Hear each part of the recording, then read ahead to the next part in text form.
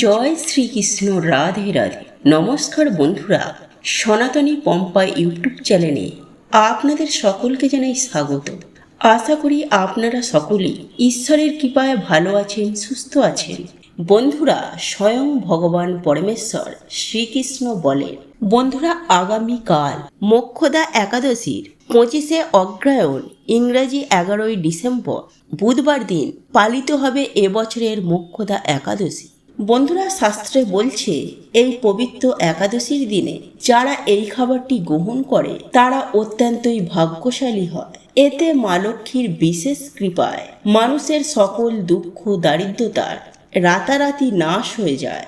এবং এই রাতে বন্ধুরা আপনারা পারলে অবশ্যই একটি 1 টাকার কয়েন এখানে লুকিয়ে রেখে দিন। এতে আপনাদের আর্থিক কষ্ট আর জীবনেও আসবে না। দেখবেন মা লক্ষ্মীর কৃপায় আপনাদের বাড়িতে কেমন ধনধান্যে পরিপূর্ণ হয়ে গেছে। তাই বন্ধুরা, মা লক্ষ্মীর কৃপা পেতে আপনারা ভক্তি মনে বন্ধুরা ভিডিওটি অবশ্যই পুরো দেখুন। বন্ধুরা, সামান্য একটি জিনিস আপনি এই দিনে গোমাতাকে খাইয়ে দিন, হয়ে যাবেন কোটিপতি। বন্ধুরা, যারা এই জিনিসটি গোমাতাকে খাওয়াতে পারবেন না, কারণ অনেক ক্ষেত্রেই তো হয় যারা শহরে আছেন সেখানে গোমাতা কোথায় পাবেন, তাহলে সেক্ষেত্রে আমি আপনাদেরকে আরও একটি উপায় জানিয়ে দেব যে আপনি গোমাতার পরিবর্তে আপনি কাকে খাওয়াতে পারেন। বন্ধুরা, আজকের যে উপাচারটি আমি আপনাদেরকে জানাবো, এই উপাচারটি যদি আপনারা করতে পারেন তাহলে আপনার জীবনে সমস্ত প্রকারের দুঃখ কষ্ট জ্বালা যন্ত্রণা থেকে আপনি কিন্তু খুব সহজেই মুক্তি পেতে পারেন। আর বন্ধুরা, মৃত্যুদণ্ড তো দোষ থেকে আপনি সম্পূর্ণভাবে কিন্তু রেহাই পেয়ে যাবেন এবং সারা বছর ধরে আপনার বাড়িতে কখনো অন্ন বস্ত্রের অভাব হবে না। হ্যাঁ বন্ধুরা, আপনার 7 প্রজন্ম বসে খাবে। আপনার জীবনে সমস্ত দুঃখ কষ্ট দারিদ্রতা দূর হয়ে যাবে।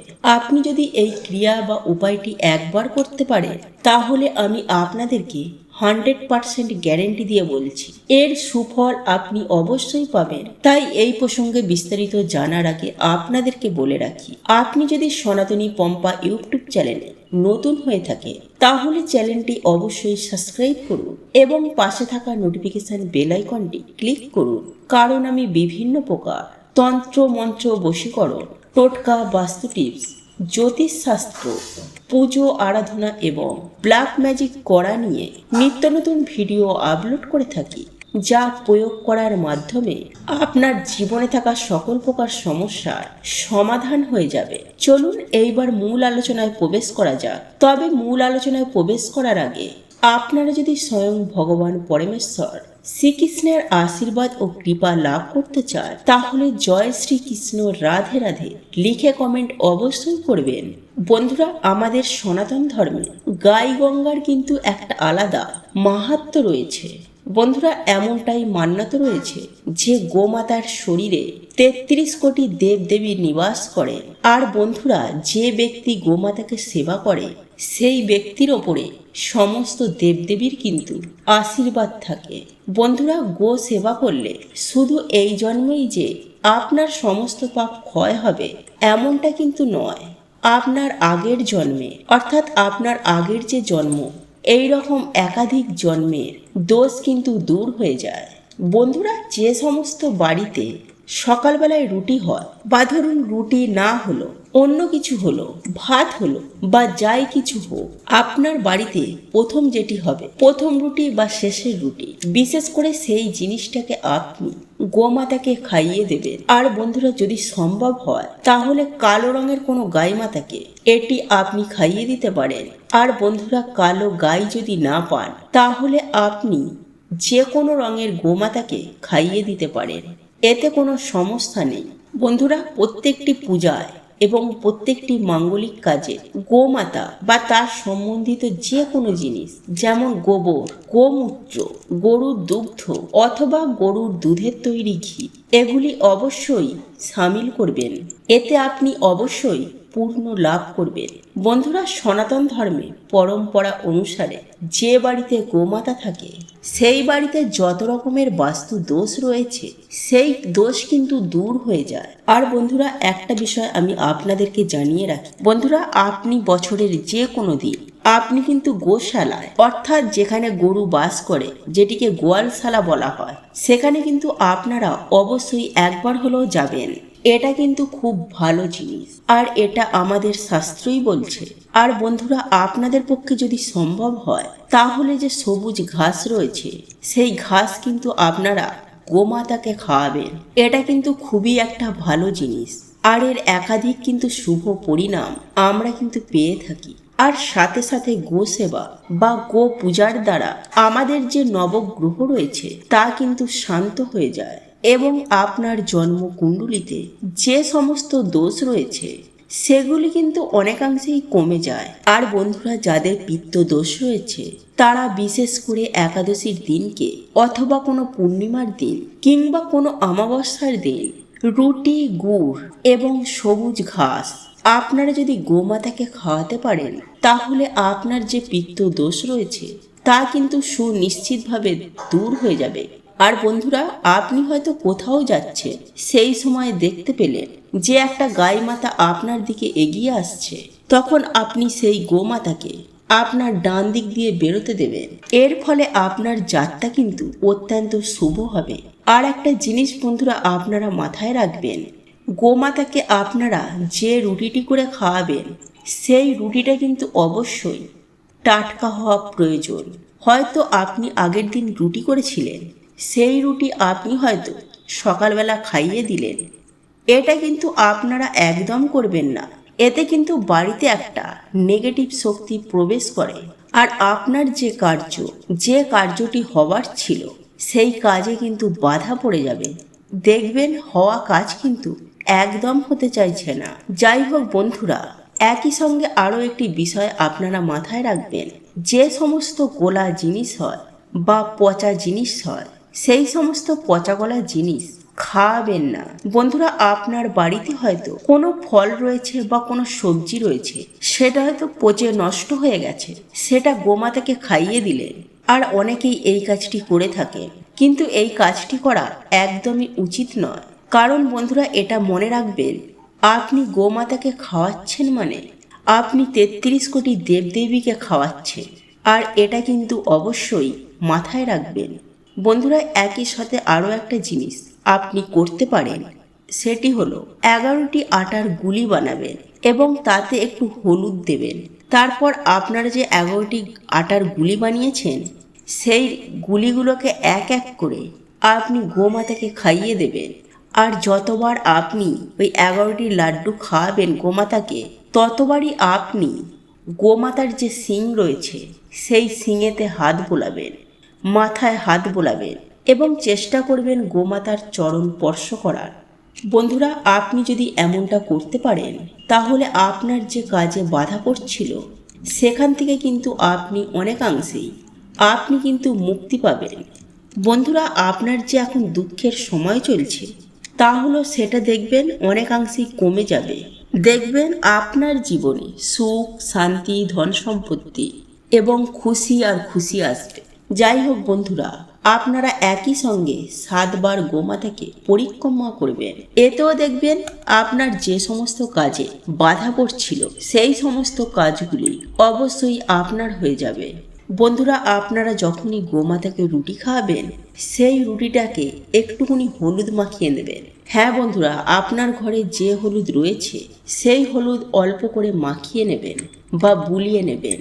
তার সঙ্গে আপনি একটুখানি সামান্য গুড় লাগিয়ে নেবেন। তবে হ্যাঁ, এটা শুধুমাত্র কিন্তু শীতকালের জন্য এই গুড় মাখা ব্যাপারটা। এক কথায় বলতে গেলে রাতারাতি আপনাদের ভাগ্য বদলে যাবে। বন্ধুরা, শ্রীকৃষ্ণ বলেন একাদশীর দিন আপনি যে কর্ম করবেন, যেমন কর্ম করবেন, সেই কর্মের ফল আপনাকে সারা জীবন ভোগ করতে হবে। বন্ধুরা, আপনারা যদি কিছু ভালো কাজ করে থাকেন তাহলে তা আপনি অখণ্ড অক্ষয় পুণ্য সঞ্চয় করবেন। আর আপনারা যদি অসৎ পথে কুকর্ম করেন তাহলে সেই পাপের ফল আপনাকে সারা জীবন ভোগ করতে হবে। তাই বন্ধুরা, এই পার্শ্ব একাদশীর পবিত্র দিনে ভুলেও খাবেন না এই 3টি সবজি। এর ফলে সংসারে চরম ভয়ঙ্কর দারিদ্রতা নেমে আসবে। তাই বন্ধুরা, আজ আমি আমার এই ভিডিওটির মাধ্যমে আপনাদেরকে সুন্দরভাবে জানিয়ে দেওয়ার চেষ্টা করব এই একাদশীর দিন কোন কোন খাবারগুলি খাওয়া একদম অনুচিত এবং কোন খাবারটি খেলে আপনি অখণ্ড সৌভাগ্যের অধিকারী হয়ে উঠতে পারবেন। বন্ধুরা, এই প্রসঙ্গে আজ আমি আপনাদেরকে এমন বিশেষ বিশেষ কিছু দিক তুলে ধরব যেগুলি 99% মানুষের জীবন তছনছ করে থাকে আর আপনার জীবনের সমস্ত রকম চতুর্দিক থেকে সমস্ত বিপদ আপদ দুর্ভাগ্য টেনে নিয়ে আসতে পারে। তাই বন্ধুরা, আজ আমি আপনাদেরকে যে যে খাবারগুলির কথা উল্লেখ করব, আপনি যদি ধর্ম মানেন, আপনি যদি ঈশ্বর বা ভগবানের প্রতি বিশ্বাস রাখেন, তাহলে অতি অবশ্যই একাদশীর দিন এই খাবারগুলি ভুলেও খাবেন না। আর যদি আপনার এইসবের প্রতি বিশ্বাস না থেকে থাকে, তাহলে অতি অবশ্যই আপনি সেগুলিকে খাদ্য হিসাবে গ্রহণ করতে পারেন। বন্ধুরা, আপনারা প্রত্যেকেই জানেন এই পবিত্র পার্শ্ব একাদশী আমাদের জীবনের জন্য কতটা গুরুত্বপূর্ণ। বন্ধুরা, আপনারা এটাও জানি একাদশীর কি মাহাত্ম্য। তাই বন্ধুরা, এই পবিত্র একাদশী আমাদের প্রত্যেকটি মানুষের জন্য অত্যন্তই গুরুত্বপূর্ণ, কারণ আপনাদের প্রত্যেকের জীবনে এই একাদশী যথেষ্ট প্রভাব রয়েছে। কারণ বন্ধুরা, আমি আপনাদেরকে আগেই বলেছি যে আজকের করা কর্মফল আমাদের সারা জীবন ভোগ করতে হবে। এইবার আপনি নিজেই সিদ্ধান্ত নিন যে আপনি এই পবিত্র দিনটি কিভাবে কাটাবেন। আর এই পবিত্র একাদশীর দিনটি হলো আমাদের সুখ শান্তি ও দুঃখ কষ্টের প্রধান চাবিকাঠি।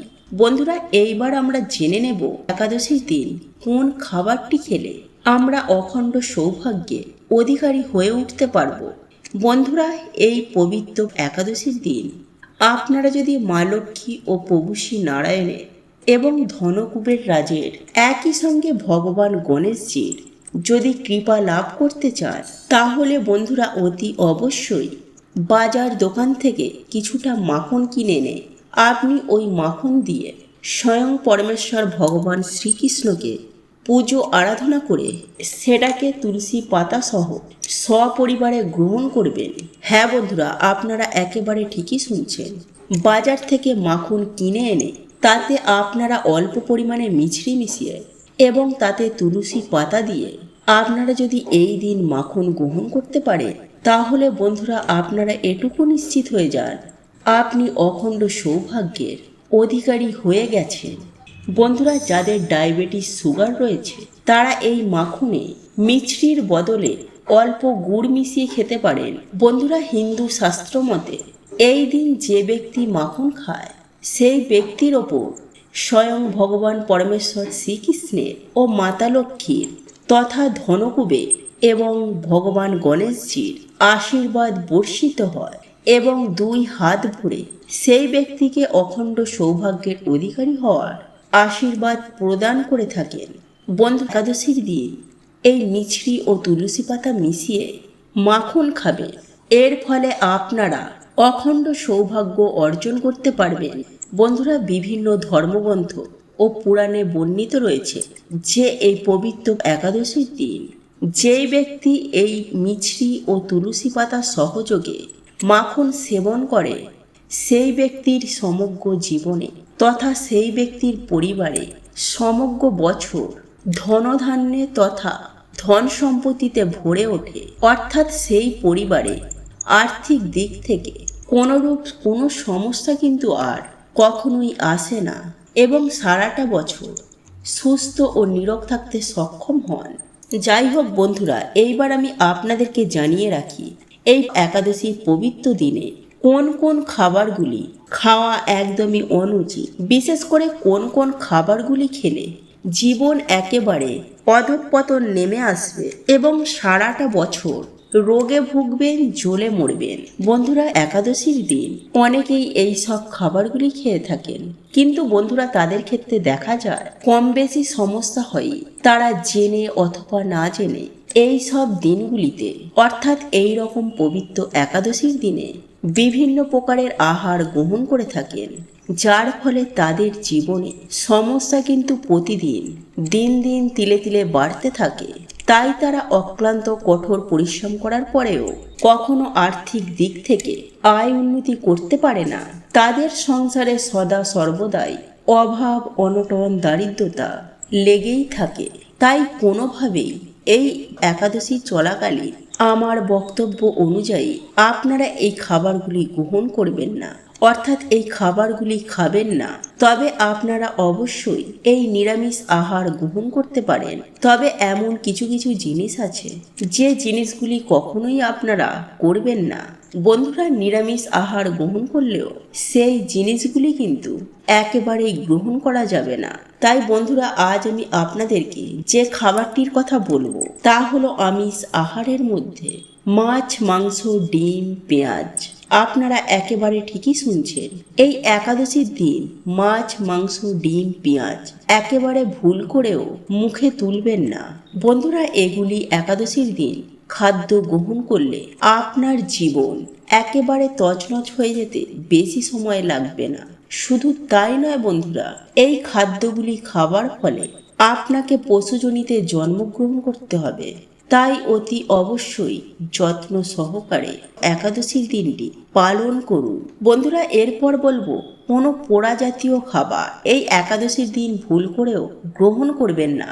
বন্ধুরা, এই পোড়া জাতীয় খাবার যদি আপনারা একাদশীর দিন গ্রহণ করেন তাহলে আপনাদের যে কপাল পুড়বে এটা আমি আপনাদেরকে সুনিশ্চিতভাবে বলতে পারি, 100% গ্যারেন্টি দিয়ে বলতে পারি। এরপর তৃতীয় যে খাবারটি খাওয়ার কথা নিষেধ করব তা হলো কেক জাতীয় খাবার। হ্যাঁ বন্ধুরা, আপনারা ঠিকই শুনেছেন, কারণ আপনারা প্রত্যেকেই জানি কেকের মধ্যে ডিমের ব্যবহার করা হয়। তাই আপনি যদি এই দিন কেক জাতীয় কোনো খাবার গ্রহণ করেন তাহলে আপনার এই পবিত্র একাদশীর দিনটি সুষ্ঠুভাবে স্বাস্থ্যের বিধি বিধান অনুসারে পালন করা হবে না, যার ফলে আপনার জীবনে জ্বালা যন্ত্রণা, বিপদ আপদ, রোগ ব্যাধি চতুর্দিক থেকে ঘিরে ধরবে। তাই বন্ধুরা, আপনারা ভুল করেও ডিম ব্যবহার করা কেক আপনারা গ্রহণ করবেন না।